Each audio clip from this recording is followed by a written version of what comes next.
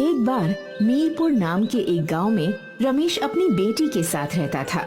वह बहुत गरीब था। वह मोची का काम करके जैसे तैसे गुजारा कर रहा था। एक दिन बहुत बारिश हो रही थी। रास्ते में पैर फिसलने के कारण वह गिर गया और उसका एक पैर टूट गया। घर आकर, बेटी मीना, कहाँ हो तुम? मेरी मदद करो। मीना अपने पिता की आवाज सुनकर भाग कर आती है और उन्हें देखकर रोने लगती है और कहती है, पिताजी, आपको इतनी चोट कैसे लग गई? रमेश रास्ते में हुई सारी बात बताता है। उसे सुनकर मीना सोचती है, अब घर कैसे चलेगा? घर में बहुत थोड़ा सा ही सामान है और इतनी बारिश हो रही है, कोई काम ढूंढने भी नहीं जा सकती। रमेश के घर से थोड़ी दूरी पर गांव के मुखिया रामलाल का घर था। वह बहुत अमीर आदमी था। उसका एक बेटा भी था जिसका नाम गोपाल था। गोपाल बहुत घमंडी लड़का था। कुछ दिन पहले ही मीना ने अपने पिताजी को रामलाल से बात करते सुना था कि उन्हें किसी काम करने वाली की जरूरत है। मीना रामलाल के यहाँ जाके, काका, तुम्हारे घर काम वाली की जरूरत थी ना? हाँ थी, तो पर तुम क्यों पूछ रहे हो? काका, मुझे ये काम की बहुत जरूरत है। मेरे पिताजी का एक पैर टूट गया है और अब वो काम पर भी नहीं जा सकते हैं। मुझे वो काम वाली का काम दे दो।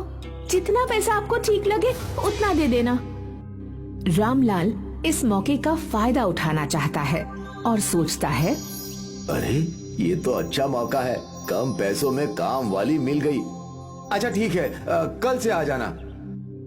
मीना सुबह उठती है और पहले घर का सारा काम करती और फिर अपने पिताजी को दवा देती। उसके बाद रामलाल के घर जाती और सारा काम करती। काका, सारा काम हो गया, अब मैं घर जाऊं? ठीक है, जाओ, कल जल्दी आ जाना। कल गोपाल के कुछ दोस्त आने वाले हैं तो उनके लिए खाना बना देना। सिर हिलाकर, ठीक है काका। मीना घर जाती है तो देखती है कि घर में कुछ बचा नहीं है पकाने को और सोचती है, क्या बनाऊं और पिताजी को क्या दूं? मुझे भी बहुत भूख लगी है और कुछ खाने को भी नहीं है। तभी उसकी नजर रोटी के डिब्बे पर पड़ती है। उसमें 2 रोटियां होती हैं। मीना पिताजी को वो 2 रोटी और नमक दे देती है और खुद पानी पीकर पेट भर लेती है। रोटी देखकर, बेटी मीना, तूने कुछ खाया कि नहीं? हाँ पिताजी, मैंने काका के घर पर खा लिया था। ऐसा कहकर मीना भूख से रोती हुई सो गई। सुबह उठकर रोज की तरह घर का काम किया और जल्दी से रामलाल के घर गई और अलग अलग प्रकार के व्यंजन बनाए। तभी गोपाल वहाँ आता है और कहता है, अरे ओ मीना, खाना बन गया क्या? जी, खाना बन गया। इतने में गोपाल के दोस्त आ जाते हैं और गोपाल उनके साथ बहुत मस्ती करता है और थोड़ी देर बाद सबको भूख लगती है तो गोपाल मीना को आवाज लगाता है, अरे मीना, खाना लगा दे सबके लिए। जी, अभी लगाती हूँ। ऐसा कहकर मीना तुरंत खाना लगाती है। गोपाल और उसके दोस्त खाना खा लेते हैं। उसके बाद गोपाल मीना को आवाज लगाता है, ये सब ले जा यहाँ से, जो बचा है उसे कुत्ते को दे देना। साहब, एक बात कहूँ, आप सबने कितना सारा खाना बर्बाद कर दिया है। हमें जितनी भूख हो उतना ही खाना प्लेट में लेना चाहिए। खाना बहुत कीमती होता है, हमें इसे ऐसे बर्बाद नहीं करना चाहिए। यह सुनकर गोपाल को बहुत गुस्सा आता है और वो बोलता है, ये सब मेरा है, मुझे कितना खाना है और कितना प्लेट में छोड़ना है ये सब मेरी मर्जी है, समझी? तुझे तो मैं बताता हूँ, पिताजी को आने दे।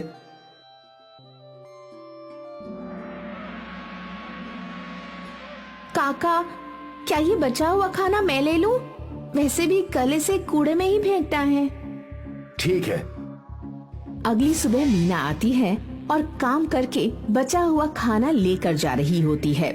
तभी, ये तुम्हारे हाथ में क्या है? बेटा कुछ नहीं, बचा हुआ खाना है जो हम कूड़े में फेंक देते हैं। कुछ दिन बाद मीना रामलाल से अपनी तनख्वाह मांगती है। वहाँ खड़ा गोपाल कहता है, कौन सी तनख्वाह? तुम तो रोज यहाँ से इतना सारा खाना ले जाती हो, तो पैसे किस बात के? साहब, वो खाना तो वैसे भी कूड़े में फेंक देते आप। अगर उससे किसी की भूख मिटती है तो भगवान आपका भला करेगा। पिताजी देखो कैसे बहस कर रही है। जिस दिन मेरे दोस्त आए थे उस दिन भी ये ऐसे ही बहस कर रही थी। पिताजी ना जाने खाने के साथ और क्या क्या ले जाती होगी। ये सब सुनकर रामलाल मीना को बिना तनख्वाह दिए काम से निकाल देता है और मीना रोते हुए वहाँ से चली जाती है। बड़ी आई थी मुझे समझाने, अब पता चलेगा जब भूखे सोना पड़ेगा। मीना सड़क के किनारे बैठकर रोने लगती है। तभी उसकी अध्यापिका वहाँ से गुजर रही होती है। उसे ऐसी हालत में देखकर अध्यापिका मीना से, बेटी मीना, ये तुमने क्या हाल बना रखा है और तुम स्कूल क्यों नहीं आ रही हो? मीना रोते हुए सारी बात अध्यापिका को बताती है। मीना पढ़ने में बहुत अच्छी थी, इसलिए अध्यापिका उसे कहती है, तुम मेरे साथ स्कूल चलो, तुम मेरे घर में काम कर लेना और मैं तुम्हारा एडमिशन सरकारी स्कूल में करवा देती हूँ। वहाँ तुम मुफ्त में शिक्षा ले सकती हो। ये सुनकर मीना बहुत खुश होती है, क्योंकि अब वो अपनी शिक्षा के साथ साथ अपनी भूख को भी काम करके शांत कर सकती है। इधर रामलाल अपने काम में बेईमानी करते हुए पकड़ा जाता है। उसे पुलिस पकड़ कर ले जाती है। पुलिस उसकी सारी जमीन और घर अपने कब्जे में कर लेती है। अब गोपाल बिल्कुल अकेला हो जाता है। उसके पास कुछ खाने को नहीं होता। उसे बहुत भूख लगी होती है। वह पड़ोसी के पास जाकर, मुझे बहुत भूख लगी है, अगर कुछ खाने को है तो दे दे। कोई उसे खाने को नहीं देता और उसे भगा देते हैं। वहीं से गुजर रही मीना ये सब देखती है और गोपाल को अपने साथ ले जाती है और उसके घर जो रूखा सूखा होता है वो गोपाल को खाने को देती है। भूखा गोपाल जल्दी जल्दी सब खा लेता है।